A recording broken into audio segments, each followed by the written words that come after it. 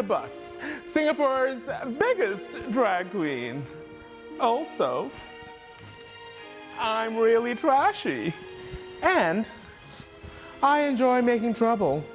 I am interested in the rights of queer people. I am also interested in making space for queer people to be the fullest versions of themselves. But what I have to say today matters to everybody.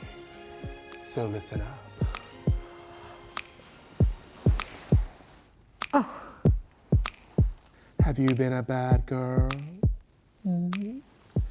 Have you been a very bad girl? Have you been a very, very bad girl? Have you been a terrible girl? Have you been a disgusting girl? Should you feel ashamed of yourself?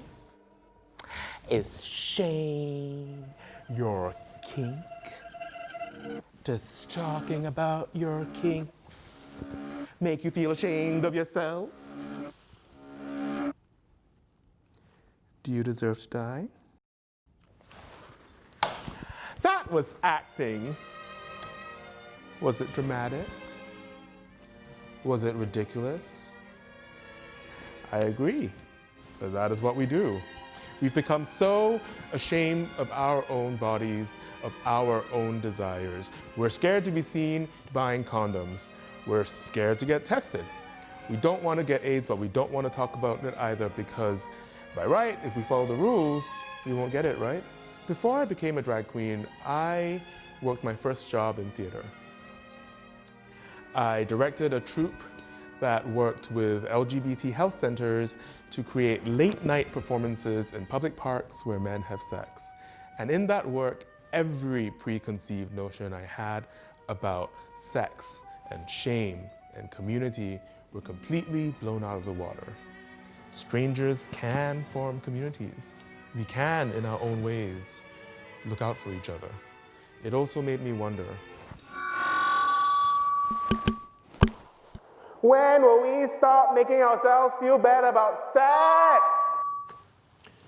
You know that old adage in HIV prevention, that the safest thing to do is just to stop having sex? Well, sure, but how does that help? Are sexually active people supposed to just agree to stop? It sounds silly when we hear it said. It sounds even more ridiculous coming out of our own mouths. And it's also dangerous because it prevents us from getting to important conversations about how we can protect ourselves. Telling people that their lives are already mistakes is not the way to start a conversation.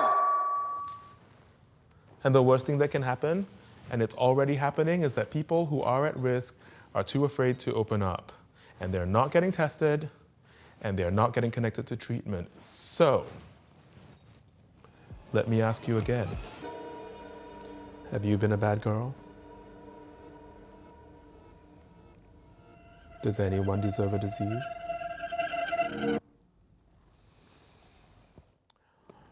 One of the deepest lessons about risk and safety that I learned in the middle of the park, late at night, all those years ago, was this. A person needs to know that their people care.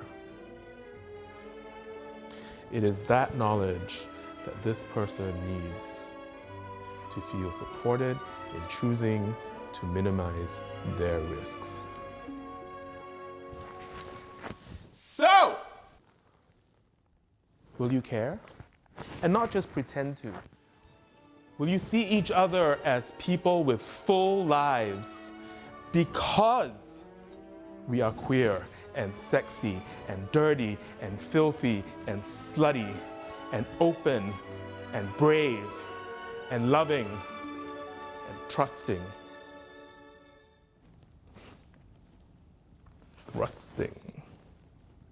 Imagine a world where pleasure is our power, not a problem. Where instead of being ashamed of our lives, we celebrate being alive. Where we can be ourselves, our full, colorful, ridiculous, gorgeous, human selves. That is the world I want to live in.